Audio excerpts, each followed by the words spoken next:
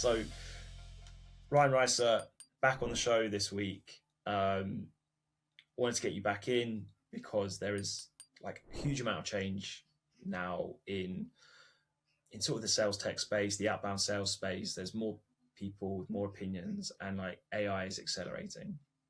What I see when we talk to sales leaders, when we talk to marketing leaders who are trying to build SDR teams and outbound AE teams, we see that like they are getting more and more distracted by it, but there's also like this layer of probably like a bit of exhaustion from it.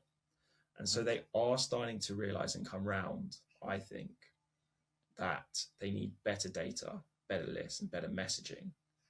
But I know you're the expert on that. So like, how would you describe like that problem or the problem that most teams are facing right now? Yeah, well, I'm excited to be back on the show. Thanks for having me. I think the number one thing that most organizations need to do is take it back to the fundamentals in the beginning and realize, right, what are we trying to solve for? When it comes to outbound, Mm-hmm. it's a simple equation: target, message, channel, timing. Marketers tend to get this. Some, senior leaders in sales get it, but that's the old school marketing equation. You target the right audience or people with the right message in the right channels at the right time, magic happens, right? Yeah. Um, when it comes to sales development, outbound AEs, as you called it here, right? Like full stack reps that are responsible for building new business opportunities within the organization. Um, you really only have three levers to drive the top of the funnel. It's the list, the message, and the rep. Okay. What I see across the board, and outside of the work we do at Callblitz with our virtual sales floor at Outbound Operators, Ronan and I have been talking with a ton of early stage funded up to private equity, recently acquired hyper growth stage companies over the last year and a half or so, hundreds of them at this point. Mm-hmm. The big problem that we see across the board is that you've got these leaders coming in who really haven't been in the trenches to do outbound in over a decade. And to your point, there's this noise, there's this promise, there's this idea that the technology and especially the AI is going to make things so easy and it's gonna just change the world. But they forget about this little things. It's list message rep, right? List Yeah. message rep. They are Yeah. managing from their dashboards, and they're not looking from reality. And there's a bunch of problems that persist in there. But at the end of the day, the number one thing I hear is I feel, it seems like, there's got to be another way. No one's taking these assumptions and putting it into reality. And Yeah. we've got what we're trying to drive at the moment is like, how do we get this subjective opinion into objective reality? And it comes down to finding a way to get all the stakeholders responsible for outbound into a situation where they can come in and prove or get answers to, rather, what's broken in the system or what's working in the system. By the way, it could be working, and it's going to come down to those things. Do we have the right or are we targeting the right people? Are we saying the right things? And do Mm-hmm. we have the right reps? Yeah. Okay. That's the answers that you need. That's what it's all about. And the problem that we have right now is, like you said, there's all this technology, there's all this noise, and people are doing a bunch of activity and not having real live conversations, right? But to that point, like I think all the success and like the raising that Titan X has just done and all the noise that they've made, I think is really demonstrating to the market that the one thing they need to get back to is volume of conversations with their customers. That's it. Like the rest is basically noise, and like you can listen. I mean, I was taking intent data as like a great example. It was missold. Everyone thought it was going to do. It was going to like tell them exactly who their buyers were and that who was having buying signals. But but now no one really trusts intent data anymore because they realize, oh, it's actually just more noise. I need better list. I need the right message. I need reps who know what they're doing.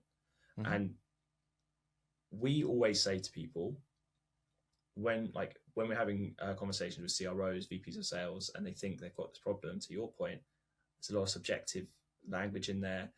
They try to be objective, but dashboards can be skewed. And we say, when was the last time you went and sat with your reps? Go and just do, between this call and our conversation at the end of this week or next week, do me a favor, sit with your rep and just watch them do their job and ask them why they're clicking this, why they're doing that.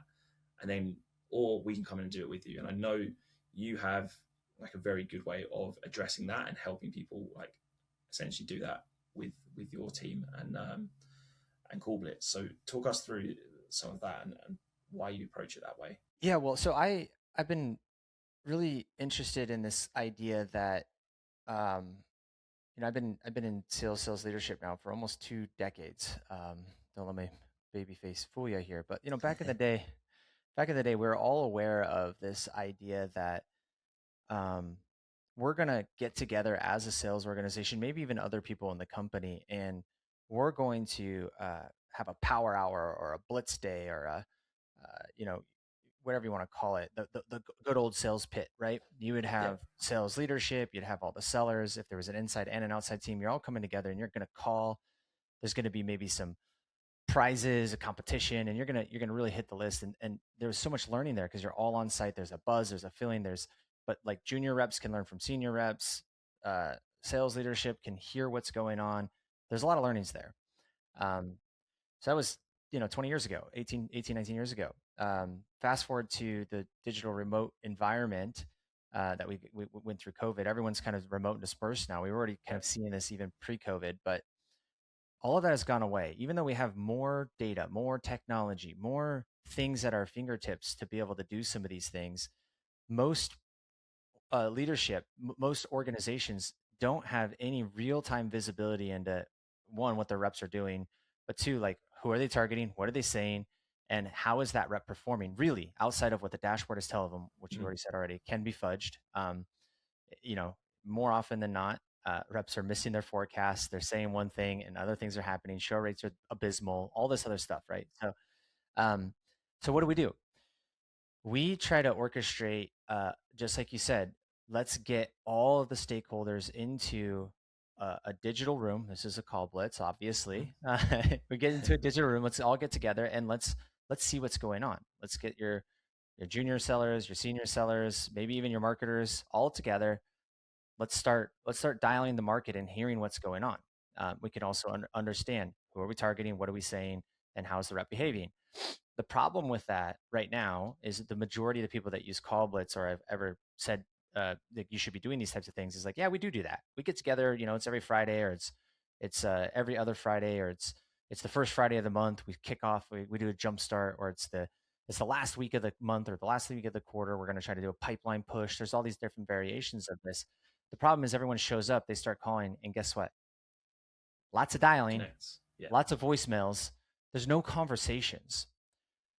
So what we've done with the outbound operators is we've orchestrated for the last year and a half this really unique opportunity that drives so much information in such a short period of time, which is let's actually get from leadership a list of their dream list, right? Get us the top accounts that you want to break into, the top contacts that you say you actually want to be speaking with. Get us that list ahead of time. We're going to run it through our process, which happens to be powered by Titanx.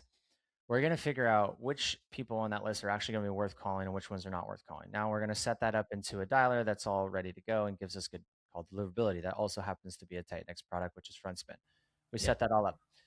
We then get everybody into a room and it's a 90-minute session. We walk them through helping them see from the list that they were calling what the world would have looked like if their reps was to call to that list.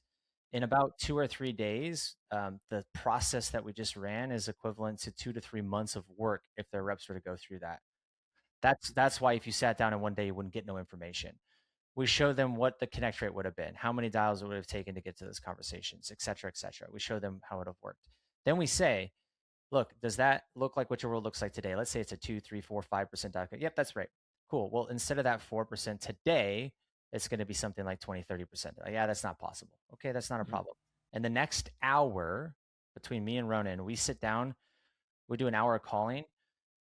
We always have a minimum of 20 conversations from that list in 1 hour time. This is 20 conversations with their market, with their leadership there, listening to the calls, hearing what the people are saying, and moving away from all these opinions. Sometimes we have marketers in there like, I don't think our audience is going to pick up the phone. Boom, that's the, I don't think people are going to be very receptive. There's conversations in there that are 5, 6, 7, 10 minutes long. So we're answering all these questions. Um, I believe that we should be selling to this level. We talked to 2 or 3 of them, and it's like, that's not me, not me, not me. Okay, like you can answer real questions with objective data.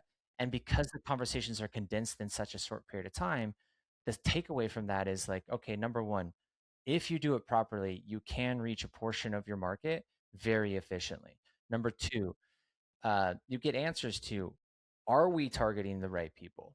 Are we targeting the right things? And then, of course, if you were to put your reps into this equation, you would be able to assess them.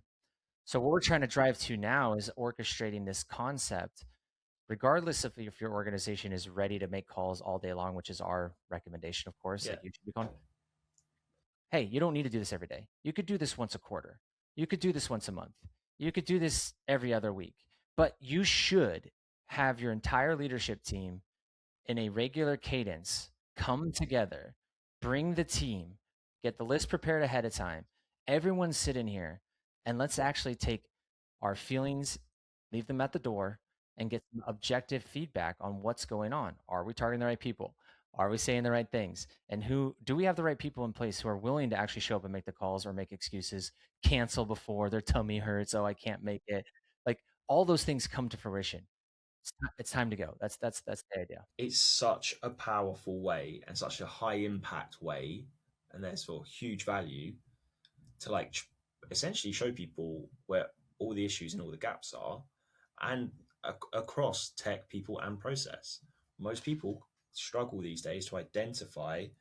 They know there's a problem, like conversation we've had this week, connection rates, and they think, and they're right on some fronts. They think they know the connection rates are a symptom of bad lists, messy data, lack of ownership on things, using a parallel dialer. But every leader has a different opinion on, well, we need to solve this and that will fix it. We need to solve this and that will fix it. I'm like, okay, no one has said our reps really like picking up the phone and they're really good on the phone yet. So is that an issue? When you're through that 90-minute, I guess, blitz that you're doing with them, they get answers to all of that, and it kind of shines a light on anything and doesn't give people really a place to hide. What's when you start to show all of those answers? What are the reactions you get from the leaders? It's always generally. I mean, sometimes they're somewhat frustrated, right? Like, what the hell? Like, why are we targeting these accounts? Wait, what? Why is that person even on the list? Like, Yeah, we don't sell into that like department. Like all these types of things that come up. Sometimes it's frustration, sometimes it's excitement and enthusiasm. More often than not, it's surprise, um, and that surprise kind of hits two sides. Some people are just drinking their freaking Kool-Aid. Like they think that their message is completely unique. They think that what they're doing is like all we have to do is get them on the phone, right? I always make yeah, fun of the high ticket closer comment, right? I'm a high ticket closer. Just give me a lead, I'm gonna close them.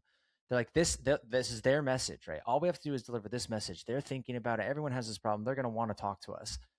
We're delivering that message, and it's like, yeah, we've already working with someone who's doing that. They're like, yeah, we already have that under control. These types of things that pop up, and of course, this is common, right? mm-hmm.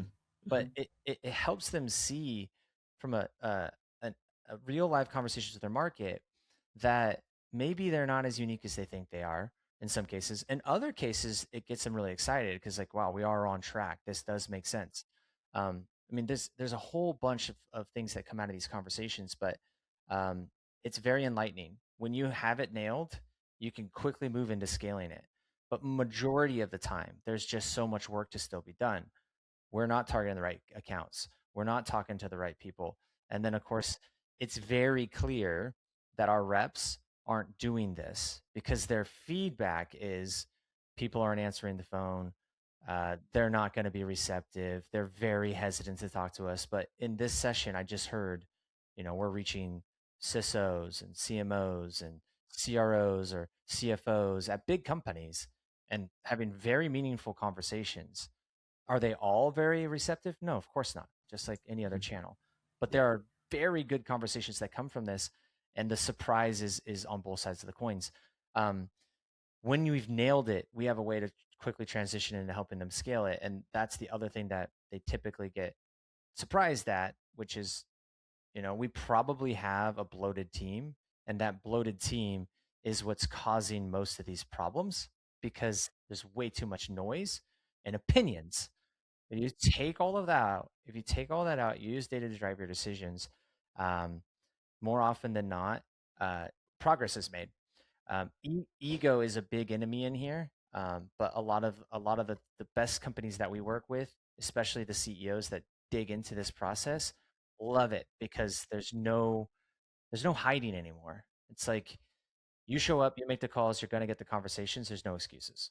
To that point as well, one of the things that Richard Smith spoke about last week when he was on the show was that like top performer um, sort of, I guess, syndrome where a team may have had, maybe say they've got 5 reps, and they do have a bloated team, and that's causing more problems. And that top performer, what's happened is no one wanted to upset that top performer, and whatever that top performer did, that was like everyone just do that, everyone keep doing that. But they're often, like a lot of the time, particularly maybe in small teams, they're the person who is less like maybe not like as worried about process and stuff. And I mean, top performers should have a good process, but in smaller companies, I'm talking about, maybe they were just ruthless and they were just so focused and they just tear through, and that's why they book a lot of meetings. They become a top performer, and it just creates maybe a bit of a mess and chaos and like a lack of process adherence across the rest of the team. And so that maths of we need more pipeline, so I'll add another person, doesn't actually, it breaks at about 4 or 5 reps in a lot of the companies that we speak to. Yeah, I mean, if you're talking about an outbound team, like 4 or 5 is a huge team. I mean, if you know what you're doing and you realize that 80 to 90% of the data that you're going to send to your sales team is a complete waste of time based on the channels you're using, the channels that you're using to activate them. When you know all of that in the process, you'll very quickly realize that a team of 2 to 3 is going to outperform a team of 20 to 30. They'll run circles around them Yeah. because now you don't have A's, B's, and C's. You hopefully just have A's and maybe a B or two, if depending on your recruiting and budget. But you have top performers. You have a process that drives results. You have 100% transparency into what's going on. There's literally no deviation in terms of um, what's happening at the very top. It's very predictable in terms of input output. It just comes down to those levers. Are we targeting the right people, saying the right things? That we have the reps that will actually drive drive the car, Yeah. do the work, show Yeah. up, make the calls, do the follow ups, right? And now you can coach. You can coach on those little edge skills and polish up the edges, which will hopefully normalize results.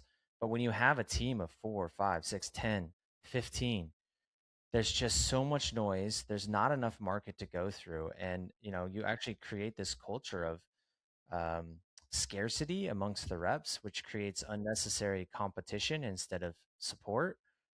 Everyone's fighting over leads. They're upset, not supportive when people get wins. That should have been mine. I talked to him last quarter and it slipped through and blah. Like all that stuff that goes away. It's not driving the results you want for the company, right? Um, and it's so funny. I just posted about this earlier because someone was explaining about uh, commenting on one of Ronan's posts about like, oh yeah, SDRs drive 40 to 60% of the pipeline, but we're the first to get let go. It's like, well, that's because pipeline isn't profit. Mhm. Yeah. So like they forget this, right? Inside sales teams, even sales reps will forget that like, yeah, you might be like creating pipeline and generating potential future opportunities, but none of this matters if you're not closing profitable opportunities for the company. Businesses exist via profit. And we forget that. So uh, you need to have a lean and mean process and organization that dollars in equals dollars out predictably and at scale. The only way to get there is to try to get leadership into a table and move from subjectivity and objectivity. And I believe now that this can be accomplished by bringing back this concept of regular, consistent blitz days. It could be once a quarter, it could be once a month, could be once every other week, could be once a week, could be every day. Like I subscribe to the daily version of this. Yeah, A rep should be calling daily. But look, I don't want to fight that storm anymore. If you really want to get serious about building an outbound organization where you have objective insights and feedback, you should be getting your team together and calling together on a regular, consistent basis in a format where you're actually having real conversations with your market. And that's where you're going to get progress here. Otherwise, it's all feelings. exactly. And that's where what we see now and why we often, we work with the customers we work with, they have 3 to 5 sort of sales reps, some SDRs, a couple of AEs, but they're remote or they're hybrid and they only come into the office once or twice a week. And those call blitzes, that building good call habits takes time, takes effort, and takes focus. And if you're at home in that isolated environment, you just don't get those learnings. And so that breeds all the subjectivity and things that you've spoken about. And this is for people who aren't, because I don't think we've actually explicitly explained, Call Blitz is a bring your own dialer virtual sales floor, right? Is that the best way to describe it? That's right. Yep. Yeah. So people can have their teams wherever they are in the world on a call, dialing in together, getting live coaching from people like Ryan or your own teams. Do you want to just give people like a bit of a better description of what Call Blitz is and where to come and find it to solve all the problems we've just outlined and get that objectivity they need? So Call Blitz is a virtual sales floor, as you mentioned. Very simple SaaS application.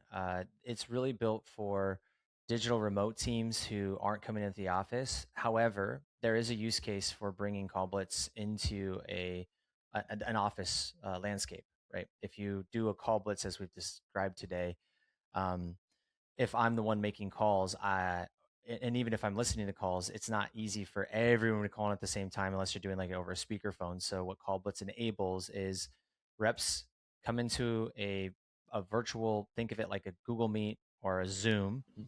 purpose built for calling. So Call Blitz is a web conference software, looks and feels just like the recording we're doing right now. It'll automatically connect to pretty much any dialer. If we don't already have an integration, we can get it built really quickly. It's a Chrome extension. You log in, you just start making calls. As a rep, I could be talking to the group, listening to other calls, but if my phone starts to connect, it will pull me out and not distract me. And I can just be in my call just like I'm in my call. And anyone else in there has an opportunity to listen to my conversation. Um, During that call that I'm on, if there's a coach in the room, they can chat to me. I'll get notifications so I can get real time coaching. Someone can whisper into my ear and coach with me. Mm-hmm. And we even just released a new speak to coach. So if I'm a coach and I don't want to type, I can just say things and it will pop up for the rep to hear in text, right? Formats. After the call, anyone that's listening to that specific call is in something we call a debrief. So other reps can be calling and doing their thing, but the coach or leader and anyone else listening to the call with the rep is going to debrief on the call.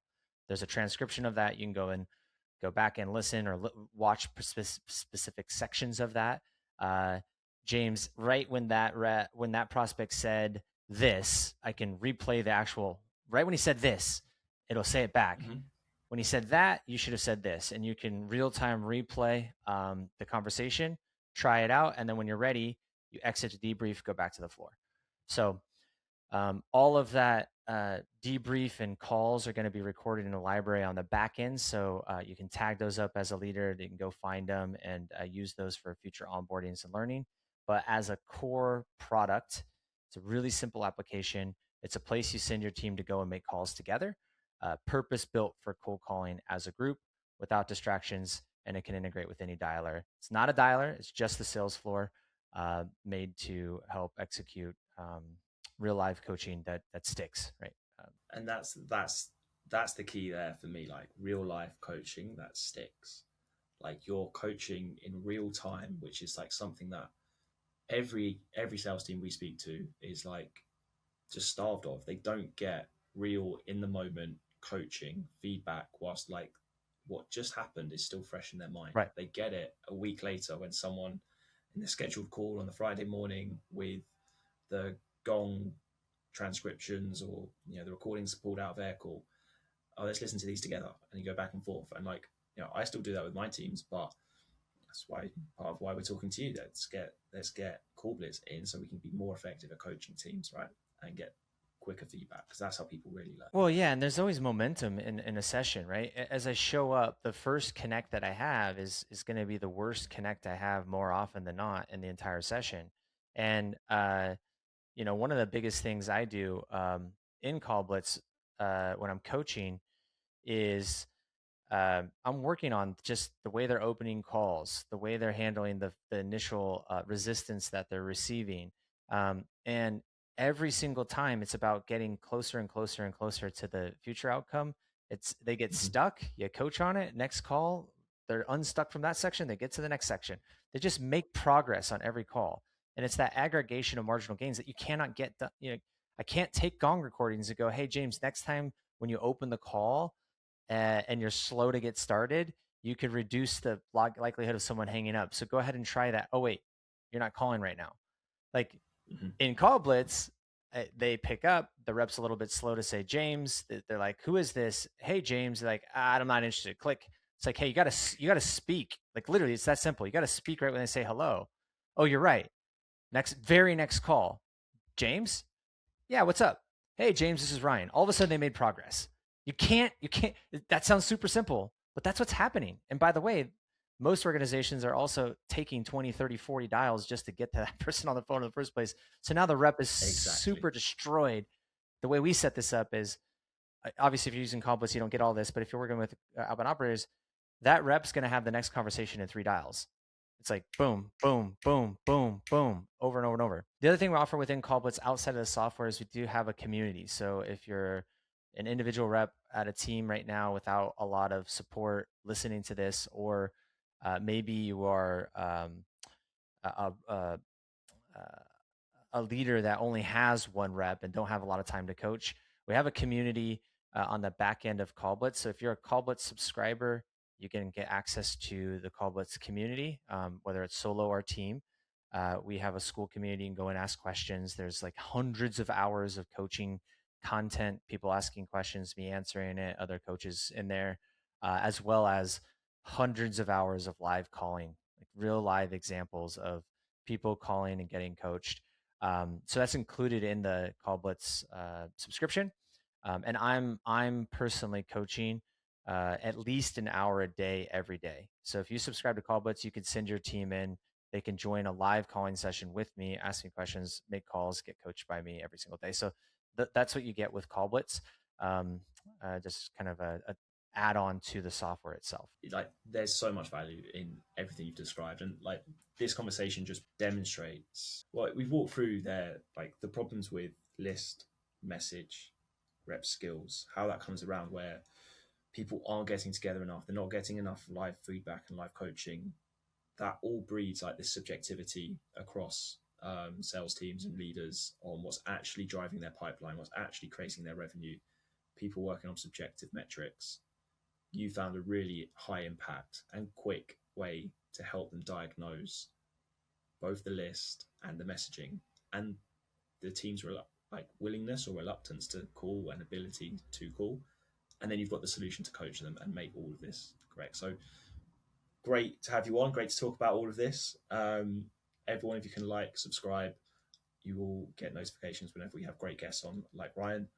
Ryan, where should people sort of find out about everything you're doing? LinkedIn the best place, or Yeah, LinkedIn's going to be the best place. Obviously, if you want to jump in and you know get in the trenches and start making progress, we do have the community. It's paid. You have to have a subscription to Callblitz to get in there. But LinkedIn is great. We share a lot of great content in there, clips from the sessions we do. We also have a very small YouTube channel that launched that only has maybe a few hundred subscribers right now, but there's some stuff in there. And then Outbound Operators also has a YouTube channel through Ronan that has a lot of content. We've done like 50 episodes. So if you like this kind of nice. content, you can go find those. I think it's now a podcast, Outbound Fluff, no sales is what we're calling it. So Yeah. Nice. So there's a lot of areas you can find me. Just look up Ryan Reisert. I'm sure you'll find some content online. Excellent. Great stuff. Great to have you on, mate. Yep. Thanks for having me.